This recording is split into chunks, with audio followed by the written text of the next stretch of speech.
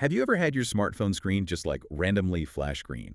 Or maybe your printer suddenly stops working on a random Tuesday for literally no reason? Oh, yeah, we've all been there. It's infuriating. Right. Well, what if I told you that to understand why your modern technology constantly betrays you, we actually have to look at a 1924 boardroom meeting at General Motors? Which sounds completely unrelated, but it's really not. Exactly. Yeah. And what if I told you that the glued-in battery in your laptop shares a direct historical DNA with the supposed, collapse of the American automobile industry? Which is a collapse that, spoiler alert for anyone listening, never actually happened. I mean, the American automobile industry is producing just as many cars today as it did decades ago. Yeah, that always blows my mind. So I'm the host, and joining me is our resident expert. And our mission in this deep dive is to unpack the hidden forces that shape the products you buy and the economic narratives you're constantly fed. Because you hear these sweeping stories all the time, right? About globalization completely destroying domestic industries or government regulations swooping in to save the day. Constantly. So using a stack of sources ranging from, like, historical analyses of American automaking to deep dives into fuel economy standards and planned obsolescence, we're going to shortcut through the noise. We want you to understand the real mechanics of why things are built the way they are and why the evening news often gets the story completely backwards. Yeah, because it is this massive interconnected web of corporate strategy and, well, unintended consequences. To understand why your phone battery is glued inside its casing today, preventing you from simply swapping it out when it degrades, we really do have to travel back to the 1920s. 1924 specifically. Right. Because that is when the American automobile market first hit a major saturation point. Like, if you could afford a car, you probably already had one. Right, and Henry Ford had built his empire on this philosophy of pure engineering, durability, and simplicity. He built the Model T to last forever. He genuinely despised the idea of changing a design just for the sake of change. He really did. But over at General Motors, an executive named Alfred P. Sloan Jr. looked at Ford's durable, never-changing cars and, well, he saw an existential threat to profits. Because if it never breaks, you never buy another one. Exactly. Sloan realized that if a product lasts indefinitely and the market is saturated, your sales will inevitably flatline. So, to counter this, he introduced a concept he called dynamic obsolescence. Which we know today as the origin point of planned obsolescence. Yeah, Sloan decided GM would make annual model year design changes. Okay, let's unpack this. Because the annual facelift, it wasn't about inventing a better engine every 12 months, right? No, not at all. It was a psychological trick to make last year's car feel visibly old. GM was basically convincing car owners to buy replacements simply to stay fashionable. And that psychological trick fundamentally altered automotive engineering forever.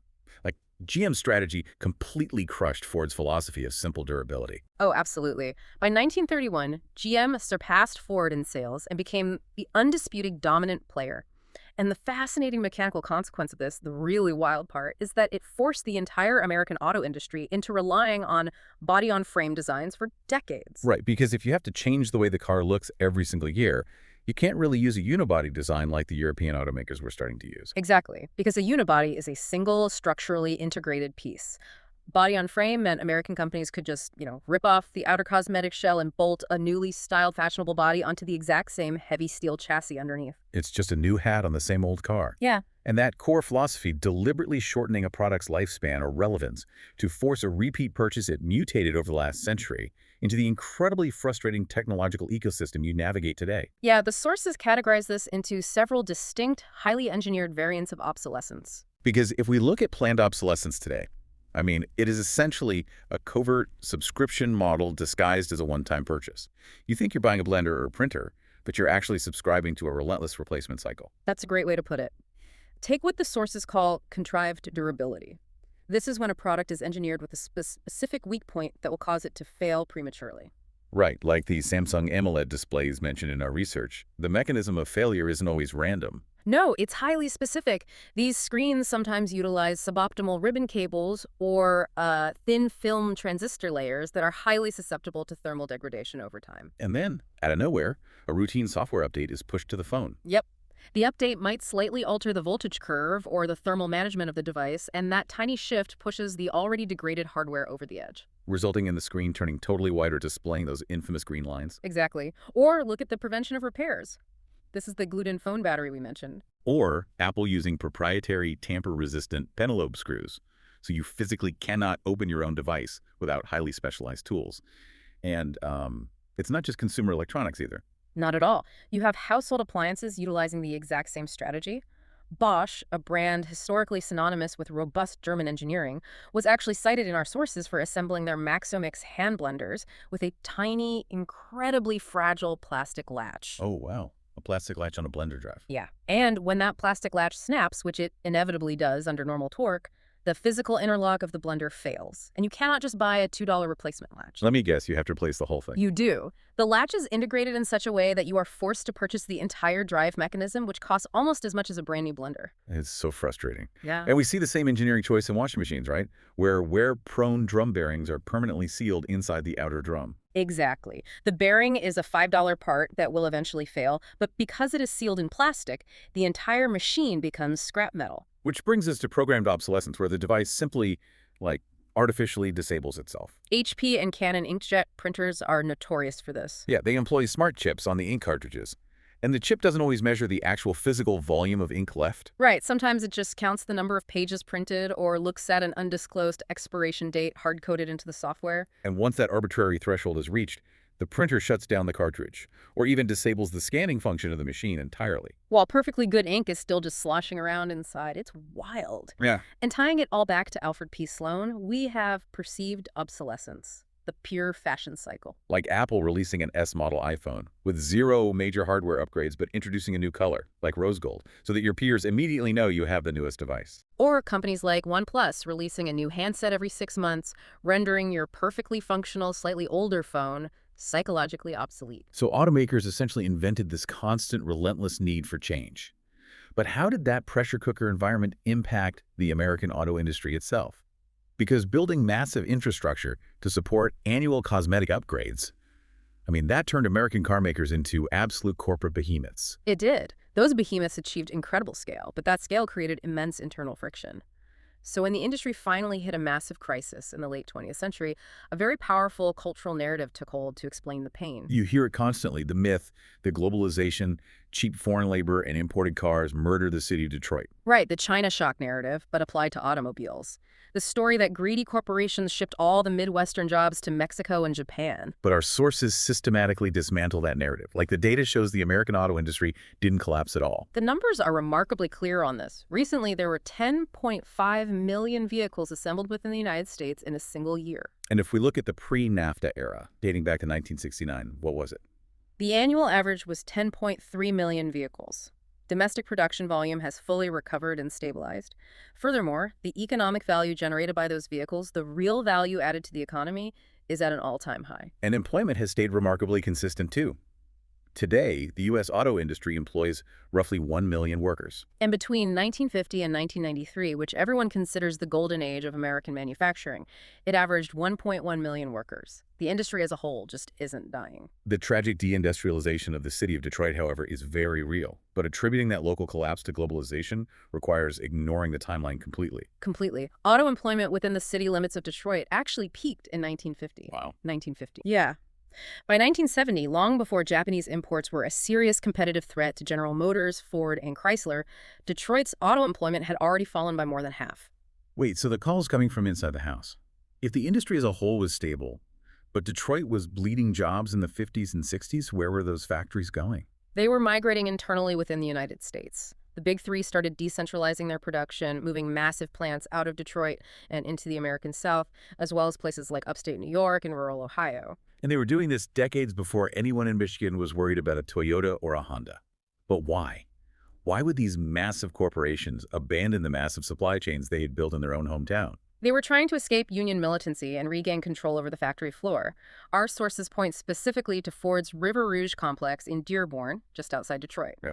In the 1940s, the local union, UAW Local 600, organized hundreds of wildcat strikes. These work stoppages routinely paralyzed production and cost the company millions. So Ford's reaction wasn't to look across the ocean for cheap labor.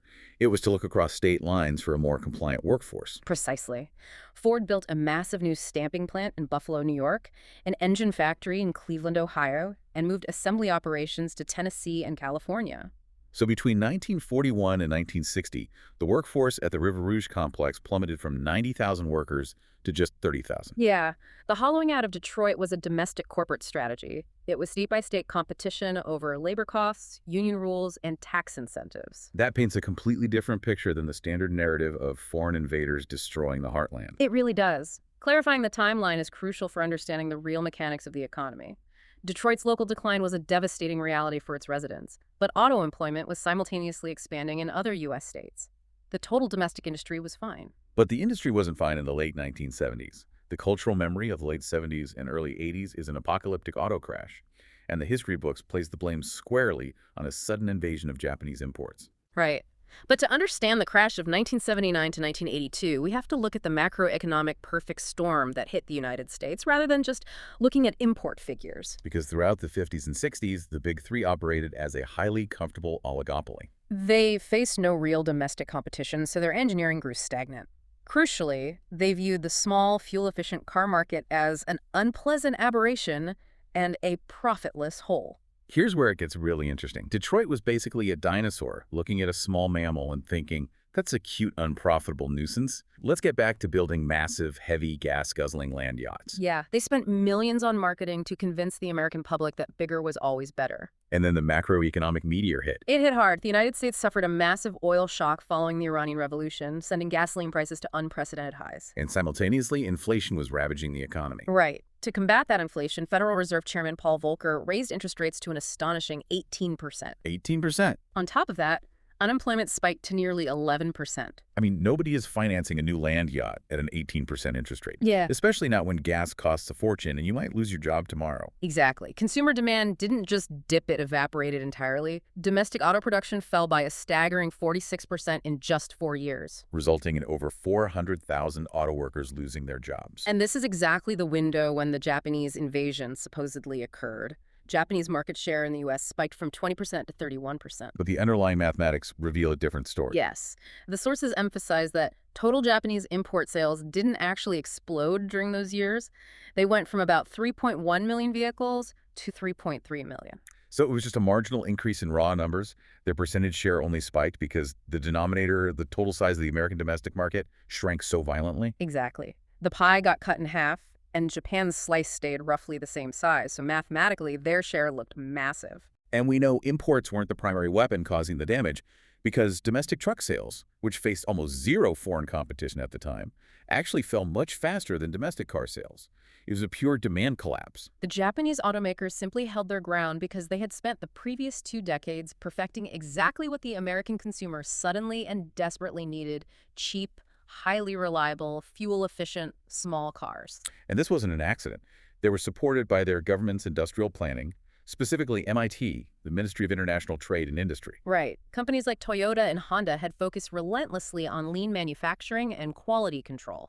While the American Big Three had literally scrapped billions of dollars in small car development. Like, Ford had canceled a $2 billion program for small front-wheel drive vehicles in the mid-1970s because they misread the economic tea leaves. They got caught with zero inventory of the only product people actually wanted to buy. So when this macroeconomic crisis brought Detroit to its knees, how did the U.S. government attempt to save the industry? Well, the government stepped in with sweeping interventions, creating a textbook study in the unintended consequences of trying to micromanage a complex market. Let's look at the first major policy, voluntary export restraints, or VERs, orchestrated by the Reagan administration. Calling them voluntary is doing a lot of heavy lifting. It was a hard quota. The U.S. government pressured Japan into capping their exports to the U.S. at 1.68 million cars a year, starting in 1981. The political promise was that this would give the American Big Three breathing room to retool their factories and catch up.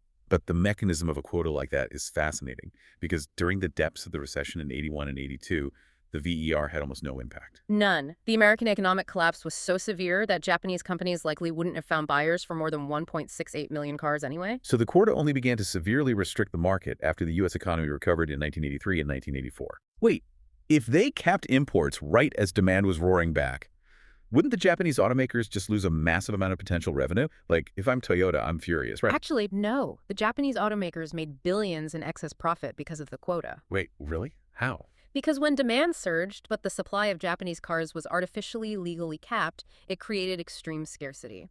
Dealerships began heavily marking up the prices of Japanese imports. Oh, wow. And because the Japanese baseline prices were suddenly so much higher, the American Big Three realized they didn't have to compete on price anymore. So they raised the prices on all their domestic cars, too.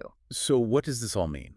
The government's attempt to protect the industry acted as a massive windfall for both Japanese and American automakers, entirely funded by forcing everyday American drivers to pay artificially inflated prices for their vehicles. Spot on. Furthermore, the popular narrative claims this quota successfully forced Japanese companies to build factories in the U.S., supposedly bringing jobs back. But in reality, the logistics of the auto industry dictate that local manufacturing is inevitable once you reach a certain sales volume. Because automobiles are what economists call a bulk gaining product. Shipping thousands of fully assembled 2-ton metal boxes across the Pacific Ocean is incredibly expensive and inefficient. Right. Once Toyota or Honda knew they had a permanent massive customer base in America, building plants in Ohio or Kentucky was just basic math to avoid shipping costs and currency exchange risks. The quota might have accelerated the groundbreaking ceremonies by a year or two, but the underlying economics made domestic production a certainty. And we see the same distortion with older protectionist policies that refuse to die, such as the infamous chicken tax. Yeah, this one sounds completely made up, but it is deeply impacting what you drive today. Back in 1964, the U.S. got into a trade dispute with Europe over the price of American chicken exports. And as a retaliation, President Lyndon B. Johnson slapped a 25% tariff on imported light trucks. It was intended to be a temporary, hyper-specific political jab.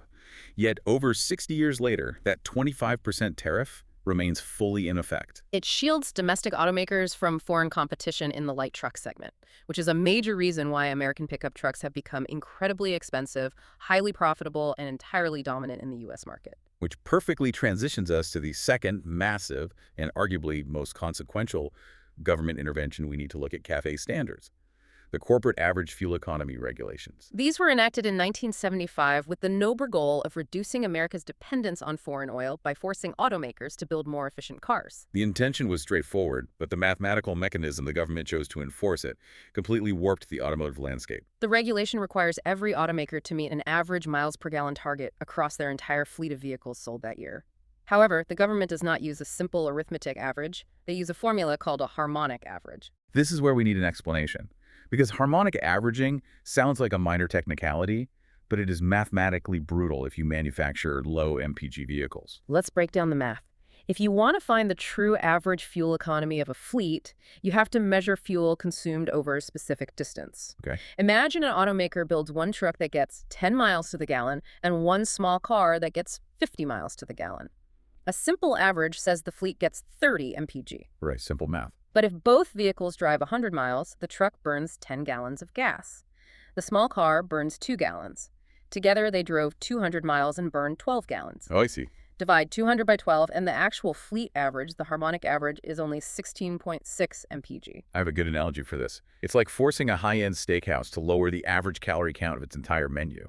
Yeah. If they sell a massive 2,000-calorie ribeye, they can't just put one 0-calorie side salad on the menu to balance it out. No, the math doesn't work that way. Right. To mathematically offset that one ribeye, the restaurant would have to force their customers to buy and eat 10 or 20 side salads for every steak sold. Under CAFE standards, to offset one highly profitable low MPG truck, General Motors had to sell a mountain of highly efficient small cars. This created what economists call regulatory economies of scope. To avoid massive federal fines, the Big Three had to artificially inflate the price of their large cars to suppress consumer demand. And simultaneously, they had to artificially drop the price of their small cars, often selling them at a severe loss, just to generate enough mathematical credits to legally sell the profitable trucks. CKFE acted as a massive shadow tax on large cars and a massive subsidy for small cars. So they were essentially bribing consumers to buy their small cars, whether the consumer actually wanted one or not. Yeah.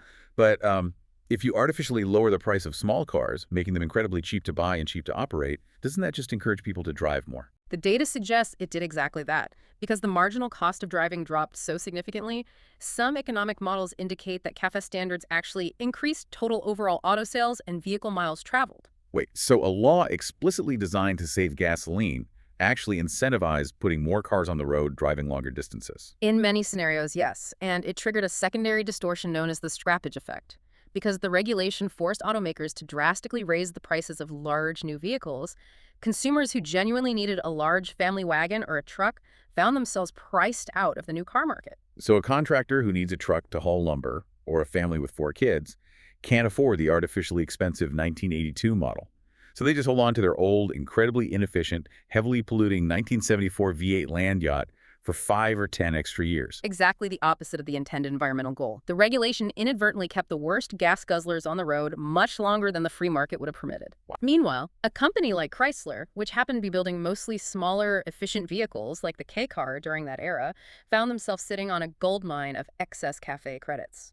And Japanese automakers, who naturally specialized in efficient fleets, were granted a massive competitive advantage. The regulation cost GM and Ford billions in losses on small cars, completely restructuring the corporate hierarchy through mathematical mandates. So what does this all mean? We tried to protect American factory jobs with import quotas, but the mechanism mostly just generated artificial scarcity, boosting Japanese profits and forcing American consumers to pay higher prices. Right. We tried to drastically reduce fuel consumption with CAFE standards, but the underlying harmonic math created a bizarre shadow tax that forced automakers to dump small cars at a loss, and the scrappage effect literally kept the dirtiest vehicles on the road longer. If we connect this to the bigger picture, it provides a stark analytical lesson in systems thinking. We are absolutely not taking a side on whether reducing oil dependence or protecting domestic manufacturing are valid, necessary political goals. Of course not. The sources aren't saying the goals are bad. Exactly. The takeaway from the historical data is simply that top-down interventions in complex, highly engineered markets almost always distort those markets in unpredictable ways. Regulations create massive winners and losers entirely by accident, simply through the rigid mathematical mechanics of the law itself. It is wild to trace this thread. We started at a 1924 drawing board where dynamic obsolescence was weaponized to keep the sales cycle spinning, eventually leading to the glued-in batteries and glitching screens that frustrate us today. Yeah. We followed how that relentless corporate drive for scale fueled the rise of the Big Three and how their internal migrations to escape union strikes reshaped the map of American manufacturing long before globalization became the convenient evening news scapegoat. And we observed how an arrogant, stagnant industry was brought to its knees by macroeconomic forces, prompting government interventions that often achieve the exact reverse of their stated goals. Which leaves you with a lot to chew on, especially given the headlines today. Right now, the global automotive industry is undergoing another massive government-directed transition toward electric vehicles. Oh yeah, we are seeing brand new, highly complex emission standards. We are seeing massive tariffs being deployed against foreign-made EVs. We are watching legacy automakers scramble to rewrite their entire engineering philosophies under the threat of federal mandates. The historical parallels to the crises and interventions of the 1970s and 80s are striking. So armed with the knowledge of how harmonic averaging and import quotas actually functioned 40 years ago, you have to ask yourself, are we about to watch history repeat itself? It's a very real possibility. As governments attempt to force this EV transition through tariffs and mathematical mandates, are we walking completely blind into a brand new era of unintended shadow taxes, bizarre regulatory loopholes, and massive market distortions? It is a vital question to keep in mind the next time you hear a beautifully simple economic promise from a politician or an industry executive. Thank you for joining us on this deep dive. We hope it gives you a much sharper lens to view the everyday products you buy and the economic narratives you are sold. And the next time your phone screen glitches out or your printer demands a new cartridge you know you don't need, just remember, Alfred P. Sloan Jr. is somewhere smiling. Catch you next time.